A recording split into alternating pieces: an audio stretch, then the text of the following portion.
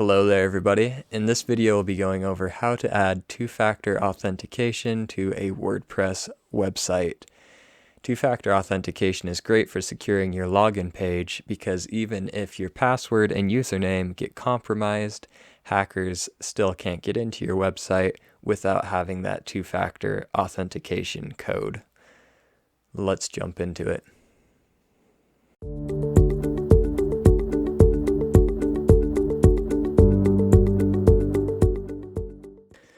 In order to enable two-factor authentication on our website, we're going to need a plugin. So come over to the sidebar, hover over Plugins, and click Add New. Next, come over to the search bar, and we are going to put in two-factor authentication. Now, as you can see, there is a lot of different options for two-factor authentication. But for this tutorial, I will be using the Wordfence security plugin. Click Install Now.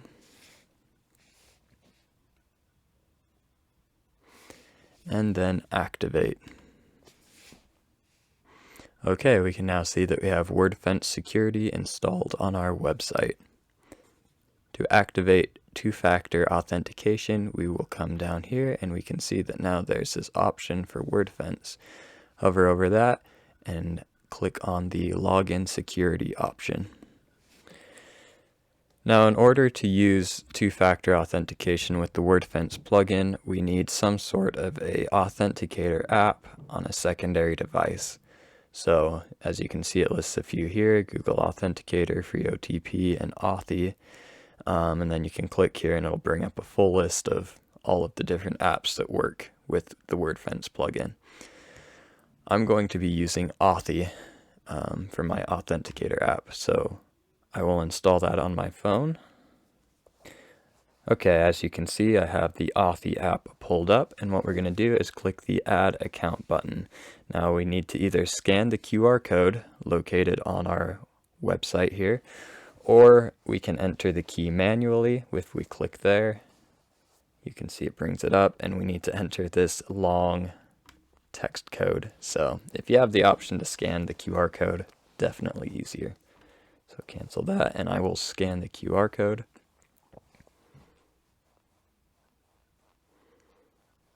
Okay, now it has added the website to the Authenticator app, so we'll click Save. Okay, what we need to do now is come over here to this field and enter the code on the screen of our Authenticator app to finish setting up two-factor authentication. So we will enter that and click the Activate button.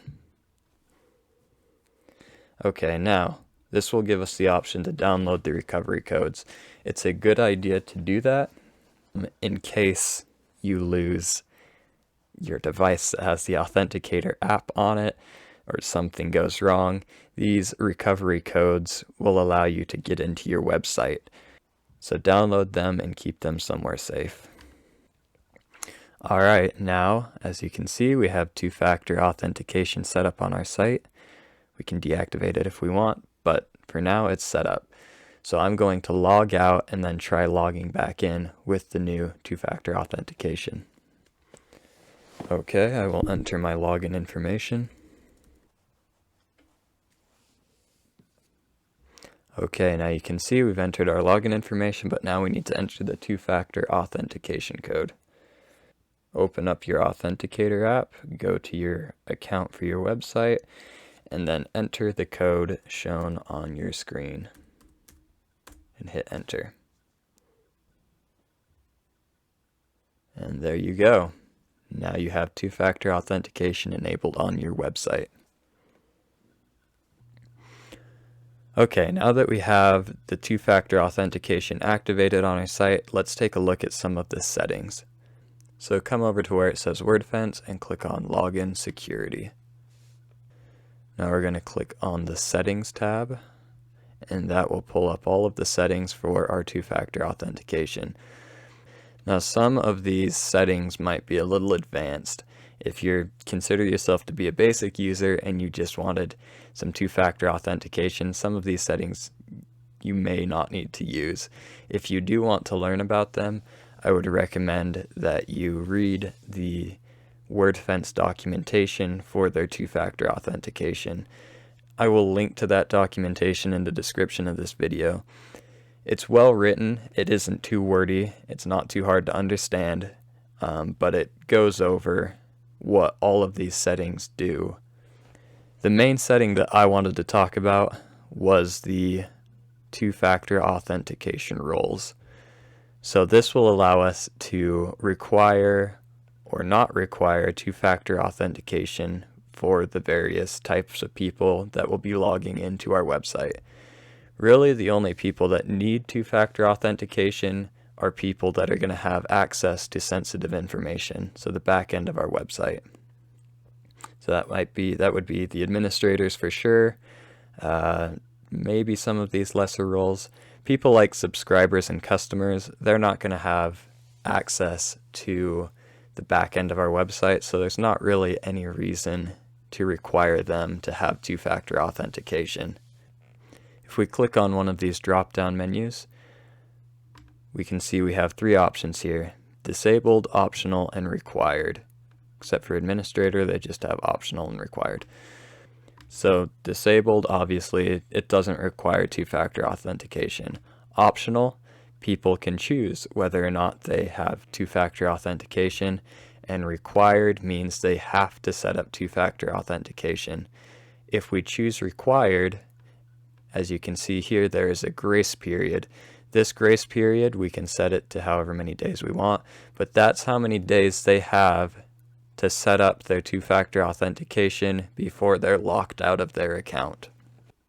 We can also check this button if we want, allow remembering devices for 30 days, and that will just make it easier to log into your website a little bit quicker. You won't have to put in the two-factor authentication every time if you're logging in from the same device. This next setting here says require two-factor authentication for XML RPC call authentication. The one thing I wanted to say with this, if you want to know all about this, I would just read their documentation. They'll be able to describe it better than I will. But one thing to know about this is if you're going to use the WordPress app, the Jetpack plugin, or another service that requires XML RPC, you need to set this option here to skipped. Another setting we have here is the allow list of IP addresses that bypass two-factor authentication.